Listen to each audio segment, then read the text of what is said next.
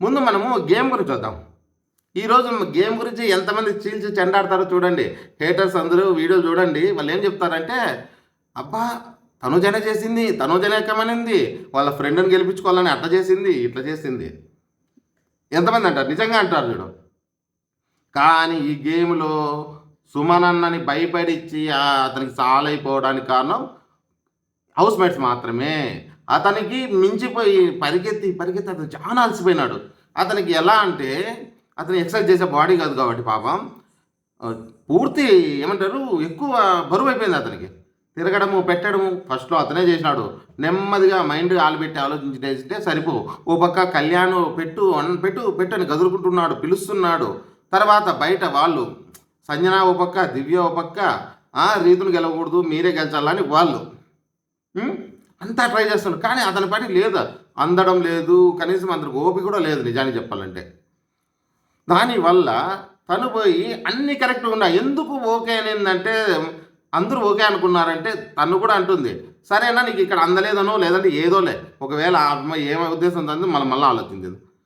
అక్కడ అన్నీ సెట్ అయినాయి అంటే ఒక 6 7 ఎన్ని మెట్లు ఉన్నాయి, అన్నీ సెట్ అయినాయి. అది ఒకటి మాత్రం సెట్ కాలేదని ఎలా అనుకుంటాం?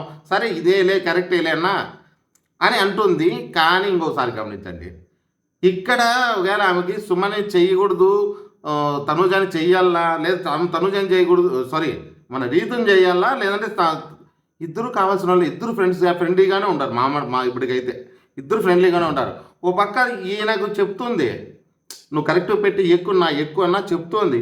అక్కడ ఆమెకు చెప్తోంది ఏమని, నువ్వు కూడా బాగా ఎంజాయ్ పెట్టుకో అని ఇద్దరికీ చెప్తుంది. ఎవరిని ఒక కంటితో చూడలేదు. మళ్ళీ లాస్ట్ టైం అంటుంది, సరే అన్న నీకు అందకపోతే ఎక్కేసి పెట్టేసిపోయింది, ఎట్లా ఏమి అయిపోయింది లేని. కాకపోతే ఇక్కడ మిస్ అయ్యేది ఎవరు? సుమన్ మిస్ అవుతాడు. అది తిప్పి పెట్టడంలో మిస్ అవ్వడం వల్ల ఈ గేమ్ దొబ్బపెట్టినాడు. కానీ ఆమెకు సంబంధం లేదు. దివ్య కూడా అదే అనేది, ఎక్కువ కరెక్ట్లే అనింది. అది కూర్చోవాలి కదా, కూర్చోన్నప్పుడు ఈమెం చేస్తుంది డెసిషను. సుమన్కి ఇవ్వకుండా తనకిస్తుందేమో అని సుమన్కి ఇవ్వాలని ఇవ్వాల్సింది తనకే కదా. ఇక్కడ పవన్ బాగా గట్టి పట్టుకొని చాలా బాగా ఆడాడని చెప్పాలి. ఇక్కడ ఈ గేమ్ గురించి మనం ఆలోచన చేస్తే ఇక్కడ ఎవరిది తప్పు లేదు. ఎక్కువ అలసిపోవడం వల్ల, సుమన్ అలసిపోవడం వల్ల, అందులోనూ అంత అలసిపోయిన వ్యక్తిని ఇంట్లో వాళ్ళు కంగారు పెట్టేసి ఆయన ఎక్కలేక పాపం, లేదంటే ఒక్క నిమిషం అతను మైండ్ పెట్టి ఆలోచించేసింటే అన్నీ పెట్టినోడు అదొకటి కష్టం అవునా? టక ఎవడెక్కమండ్రి, నీకు టైం ఇచ్చింది కదా, నువ్వు మనసంగా ఫస్ట్ పెట్టుకునే ఎక్కువ అనింది. లేదమ్మా సరిపోయిందమ్మా అంటే ఎక్కువ అనింది. నిజమా కదా? ఆమె అంతవరకు నువ్వు ఎక్కద్దు, నువ్వు చూసుకొని పో, అదొకటి సెట్ చేసిపో అనింది. ఇతనికి అందదని చెప్పేసి ఇంకా ఏమైనా చేసుకొని నువ్వు ఎక్కుపోయి నువ్వు ఏమైనా చేసుకోపో అనింది. కానీ నేను పోయి జెండా తీసుకోమనిందా? వేరే వాళ్ళు అయితే నిజం చెప్తున్నాను, వాళ్ళ ఫ్రెండ్ గెలవాలనేసి ఇవి కూడా చెప్పరు, ఈ లాజిక్లు కూడా చెప్పరు. ముందే చెప్పేసిండు తను. ఈ గేమ్ గురించి ఆలోచన చేస్తాం లేదు. నెక్స్ట్ ఇంకా వెల్కమ్ టు మై ఛానల్. నా పేరు సురేష్. ముందుగా లైక్ వేసి వీడియో చూడడానికి ట్రై చేయండి. మీకు ఎక్కడైనా నచ్చితే ఖచ్చితంగా కామెంట్ కూడా చేయండి. సబ్స్క్రైబ్ మాత్రం మర్చిపోవద్దు, ఎందుకంటే మన కంటెంట్ మామూలుగా ఉండదు. మీరు కావాలంటే చూసినాక చెప్పండి ఈ మాట. సరే, ఈరోజు మనం గేమ్లే పోయే ముందు ఫస్ట్లోనే ఒక ఆడియోని పిలిపించినారు. అది మన తనుజ అభిమానులు పిలిపిస్తే ఎలా ఉంటుందో ఖచ్చితంగా ఆమె కూడా అదే అక్కడ నిరూపించింది. ఎందుకంటే సారు ఫస్ట్లోనే అడుగుతారు, కాదమ్మా తప్పు ఎవరిది అని. ఆమె కూడా కరెక్ట్గా లేదు సార్, తనుజ తప్పు లేదు, దివ్య అది తప్పు అని చెప్పడము, ఇది బిగ్ బాసే చెప్పించినాడని స్పష్టంగా తెలుసు. ప్రతిదీ ఆయన లేదు ఎవరు చెప్పనివ్వరు. ఎందుకు తెలుసా అలా కూడా చెప్పినిచ్చిండేది. కొంతమంది ఏం చేస్తున్నారంటే, మీ ముద్దమందాన సీరియలు ఆమెను కాపాడుకుంటే చేస్తున్నారు, ఆమెను రక్షించడానికి చేస్తున్నాడు, ఆమె గెలవాలని చేస్తున్నాడు. ఆమె గెలిస్తే వీళ్ళకేమైనా డబ్బులు ఇస్తుందా? వాళ్ళు ఇచ్చే 50 లక్షలు వీళ్ళకి ఇచ్చేసిపోతుందా? ఒకసారి మీరు ఆలోచన చేయండి. అభిమానులు కాదు, హేటర్స్కి మాత్రమే మీకే చెప్తున్నాను, డైరెక్ట్ హేటర్స్కే చెందాం. మన అభిమానులు ఏం చెప్పినా వాళ్ళకు నచ్చుతుందో, మన తనుజ గురించి అయితే నచ్చుతుంది, హేటర్స్ చెప్తాం. ముద్దమందారం సీరియల్ వల్ల నీకు గెలిస్తే నచ్చుతుందా? బయట లోపల ఎక్కడ చూసినా అదే మాట. ఆమె గెలిస్తే ఏమన్నా వాళ్ళకి వచ్చేది లేదు, ఇంకొకరు గెలిస్తే వచ్చేది లేదు. దివ్య గెలిచినా కానీ వాళ్ళకి వచ్చేది ఏమీ లేదు. ఎందుకంటే ఎవరికైనా డబ్బులు ఇవ్వాల్సిందే. టీడీఎస్ పట్టుకొని వాళ్ళకి ఇచ్చేది ఎవరికైనా ఒకటే. ఇమానుయల్కి ఇచ్చినా ఒకటే, సుమన్ శెట్టికి ఇచ్చినా అదే డబ్బులే.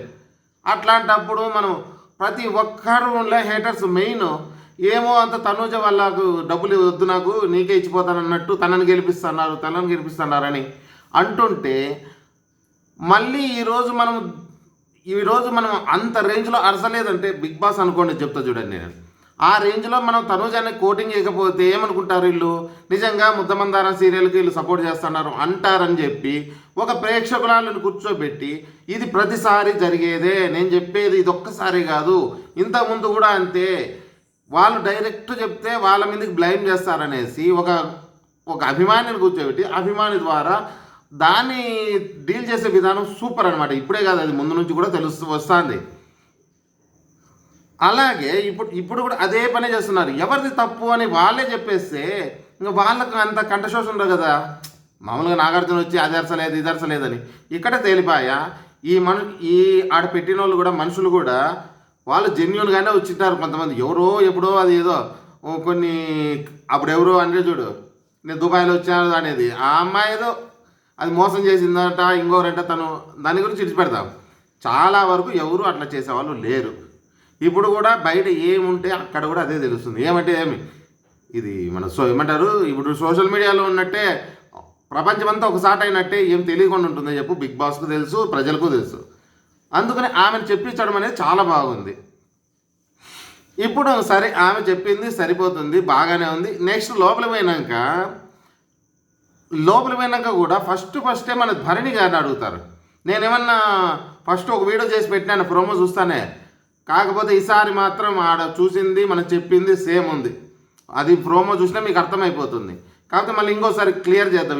ఈసారి నాగార్జున గారు ఎలా తీసుకున్నారు అంటే, మరి అంత గట్టిగా కాకుండా అంత మెత్తగా కాకుండా అలా కానీ చేశాడు. అందరికీ కోటింగ్ ఇవ్వడమే చెప్తా. అది కూడా ఇక్కడ భరణి గారిని లేపి, భరణి ఎవరిది తప్పు అని అడిగితే భరణి గారు సేమ్ అదే మాటే, తనుజాదే తప్పు సార్ అంట. ఎందుకంటే తనే ముందు అరిచింది, తనదే తప్పు అంటాడు. ఇప్పుడు తనదే తప్పు అంటున్నాడు కదా. నిన్న ఏం జరిగింది దాని గురించి మనం ఒకసారి అడుగుదాం. వీడియో చూడకనే, అది వీడియో చూపిస్తారు వీళ్ళకి, లేదు ముందే చెప్తాను నేను. భరణి గారు ఈమె పిలిచినప్పుడు ఏ భరణి అంటానే వస్తానే తనేమంటుంది, మన తనూజ, కాదు సార్ మీకు నేను చెప్పాను కదా నీకు ఆ మాట చెప్పాను కదా, నువ్వు నాతో ఉంటే నాకు నచ్చడం లేదు, తనకు నచ్చడం లేదు నువ్వు నాతో ఉండడము, నువ్వు దూరంగా ఉండండి తనతో నాకు అంటే నాకు చెప్పలేదంటాడు. ఆ రోజు ఏమంటాడు, ఏం చెప్పలేదే. ఈరోజు ఏమంటాడు మళ్ళీ నాగార్జున సార్ వచ్చినాక, లేదు సార్ చెప్పింది కానీ ఇలా చెప్పలేదు సార్, నాతో ఉండొద్దు అనొద్దు. ఈరోజు దాన్నే ఇంకా దానికి సేమ్ అదే కదప్ప అర్థము. నాకు వద్దు అన్నా, నోటితో అన్నా, చేతితో అన్నా రెండు ఒకటే. నీకు నోటితో ఒక రకంగా, నోటితో అంటే ఒక రకము, చేతితో వద్దంటే ఒక రకం ఉంటుందా. ఇప్పుడు తాను 6 నిన్న చెప్పిన మాటకు నేను ఒప్పుకోకపోతుంది. నేను మీకు చెప్పాను కదా సార్ అంటే నాకేం చెప్పలేదు, నాకు ఎవరేం చెప్పలేదు. ఎందుకు నన్ను మధ్యలో కింద తెస్తున్నావు అని నిన్న తనూజాని అరిచాడా లేదా? ఎంతమంది చూసిన వాళ్ళు ఎవరు చెప్పండి. మళ్ళీ ఈరోజు కూడా అదే మాటే, లేదు సార్ తనదే తప్పు, తను ఏమన్నా చేయని భరణి గారికి నచ్చుతుంది, దివ్య అంటే నచ్చుతుంది. అలాంటప్పుడు ఈమె ఫ్రెండ్షిప్ ఎందుకు?